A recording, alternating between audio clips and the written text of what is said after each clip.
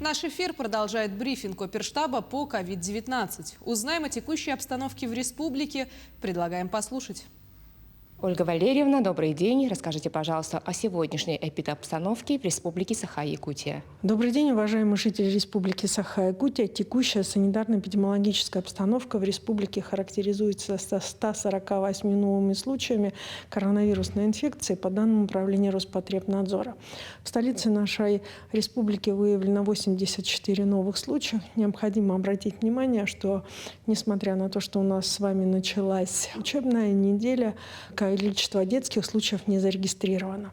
По 6 случаев зарегистрировано в Намском, 5 в Верхоянском улусе, по 7 случаев в Амгинском, Мирнинском и Татинском. По 4 случая зарегистрировано в Ленском, Мегино-Кангаласском, Усть-Салданском и Чурапчинском, по 3 случая в Вилюйском и Горном. По 2 случая зарегистрировано в Алайховском, Верхневилюйском, Оленюкском, Сунтарском и по 1 случаю в Алекминском и Хангаласском улусе. Уважаемые жители Республики Саха-Якутия, особенно жители Хангаласского улуса и Вилюйской группы улусов, необходимо обратить внимание на то, что количество случаев, выявленных коронавирусного носительства, они увеличиваются практически каждый день и фиксируются каждый день на протяжении последних 3 недель. В связи с этим необходимые меры, которые сегодня рекомендуются гражданам, являются обязательными для органов местного самоуправления, должны соблюдаться. Лабораториями Управления Роспотребнадзора и учреждений здравоохранения продолжают осуществляться исследования на новую коронавирусную инфекцию. За последние сутки проведено 3613 исследований. Необходимо обратить внимание, что в республике продолжается непосредственно у нас процедура, связанная с вакцинацией населения. На сегодня использована вакцина 69,2% от общего объема поступивших в республику. Вакцина постоянно в республику поступает как для вакцинации, так и для ревакцинации. На сегодня в республику поступило 482 755 доз вакцины против новой коронавирусной инфекции. Получили первую дозу 328 442 человека. Ревакцинировалось 5607 человек. Еще раз обращаю внимание жителей республики на необходимость ревакцинации в тех случаях, когда были провакцинированы по истечении 6 месяцев и, соответственно, либо переболели в течение 6 месяцев. Уважаемые жители Республики Саха-Якутия, несмотря на все усилия, которые применяют сегодня медицинские работники, несмотря на все усилия, которые мы с вами применяем для того, чтобы защищаться от инфекции, тем не менее продолжают фиксироваться смертельные случаи на территории республики. В основном это все случаи достаточно тяжелые. Врачи принимают все меры для того, чтобы сохранять жизнь пациентов. В основном все случаи сегодня вообще попадания в больницы, они связаны с гражданами, которые вакцину не получали. Все, кто получал вакцину, проходит течение заболевания, проходит легче в зависимости, конечно же, по состоянию от основных заболеваний, которые имеют граждане. Поэтому еще раз обращаем ваше внимание на необходимость вакцинации для того, чтобы избежать в том числе несчастных печальных случаев. Это был брифинг оперативного штаба по эпидситуации, а мы продолжаем.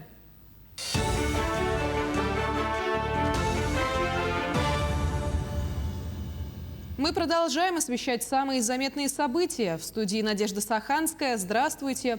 И вот основные темы. Амбициозные цели и задачи. На сессии Якутской гордумы подписали указ о развитии города. В преддверии юбилея на въезде поселка Кысыл-Сыр открыли стеллу. Награды за кулисами. В Москве объявили победителей открытого национального конкурса «Артмастерс-2021».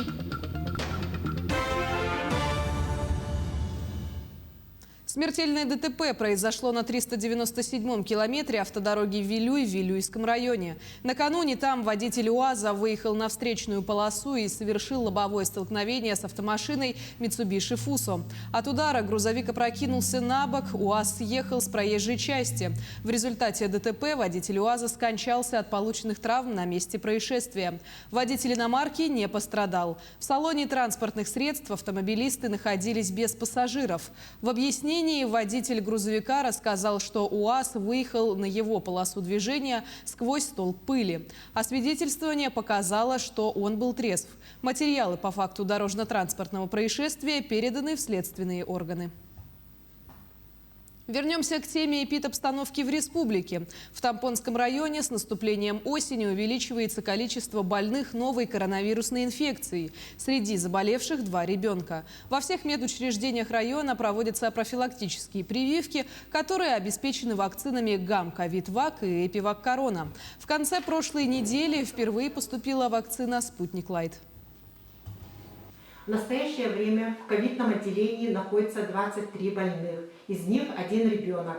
Амбулаторно находится 12 человек, из них 1 ребенок. Это в основном семейные контакты и люди пожилого возраста, и приехали, которые за пределы района. За последние сутки поступило 3 больных в ковидное отделение и 3 на амбулаторное лечение. В республике продолжают гореть леса. Так, за прошедшие сутки обнаружено 6 новых пожаров.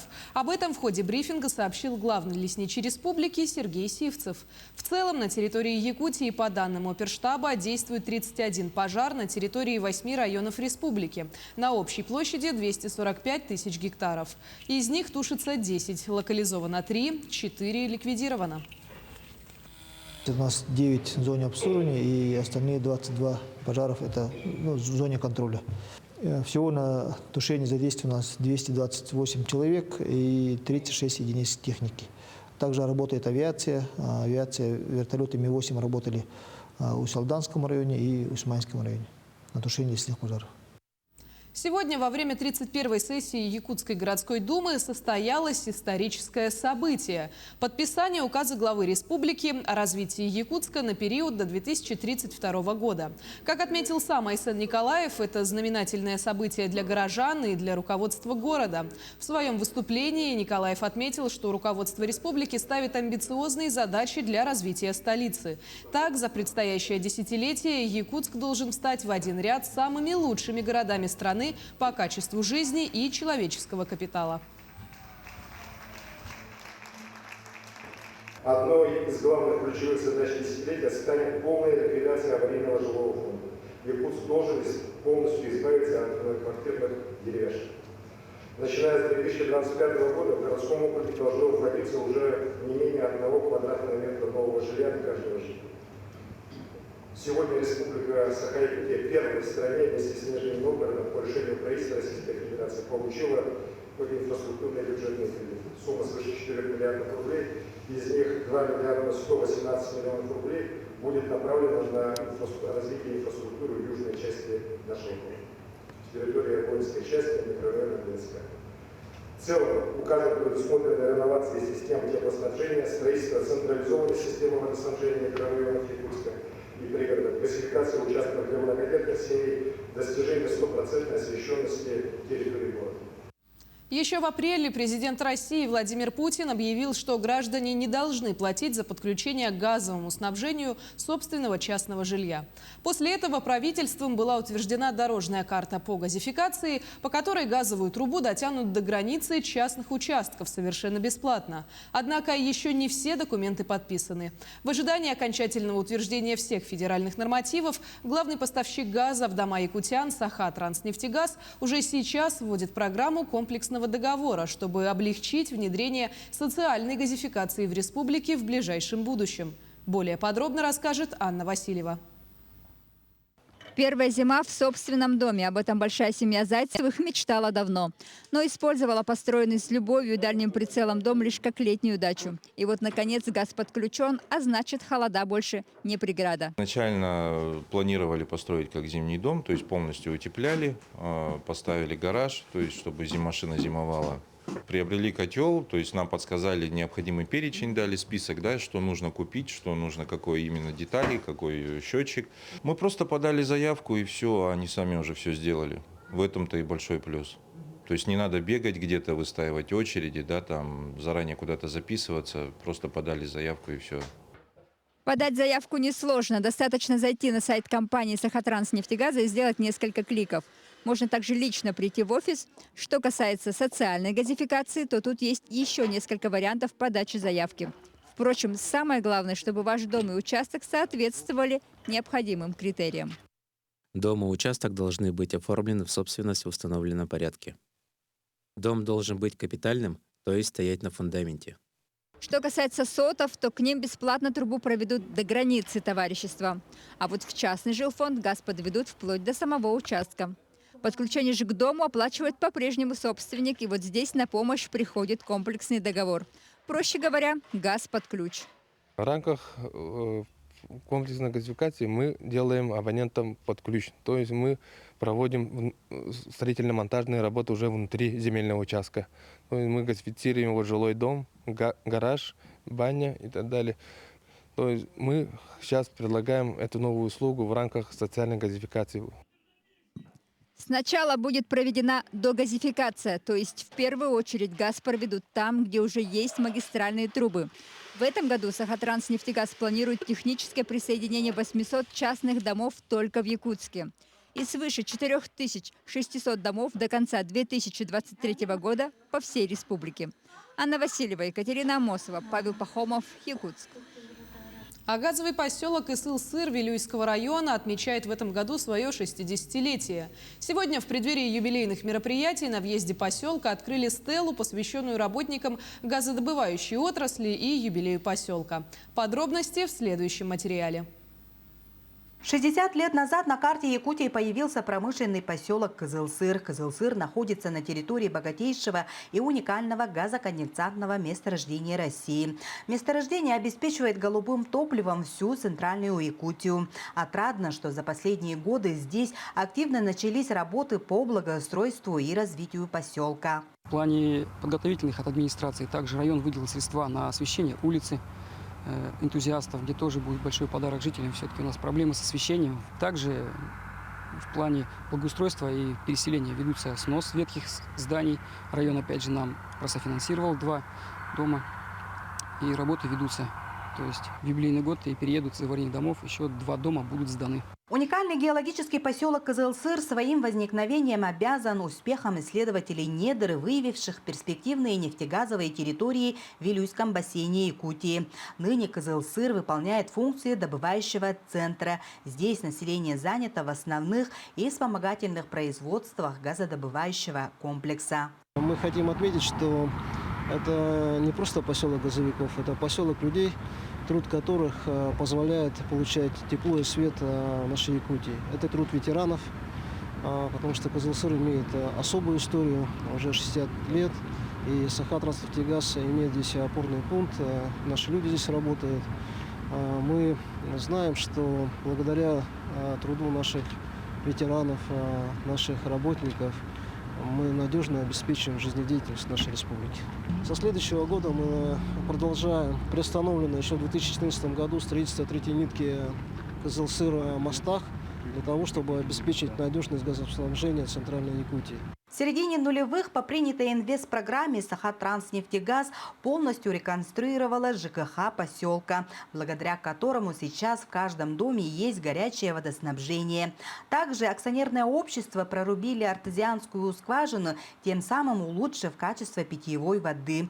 Ну а в свою очередь жители газового поселка надеются на то, что компания в дальнейшем будет помогать поселку в его жизнеобеспечению. Анна Васильева, Александра Хабычарова, Вилюйский улус. 7 сентября стартовали масштабные опытно-исследовательские межведомственные учения в арктической зоне. В них задействованы 7 регионов от Мурманской области до Чукотского автономного округа.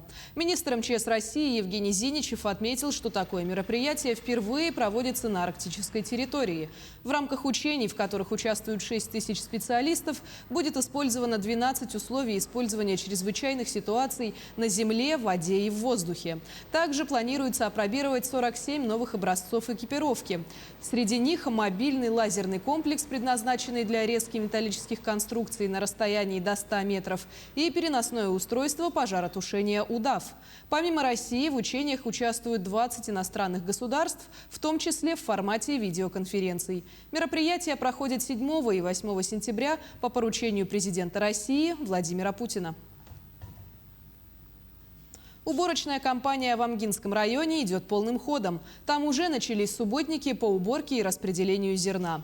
Такая работа с зерновыми культурами всегда требует большое количество рабочей силы. Поэтому подобные субботники для предприятий Амгинского района стали доброй традицией. Ежегодно жители дружной командой выходят трудиться. Также на днях на помощь по работе с зерном присоединятся и ученики старших классов.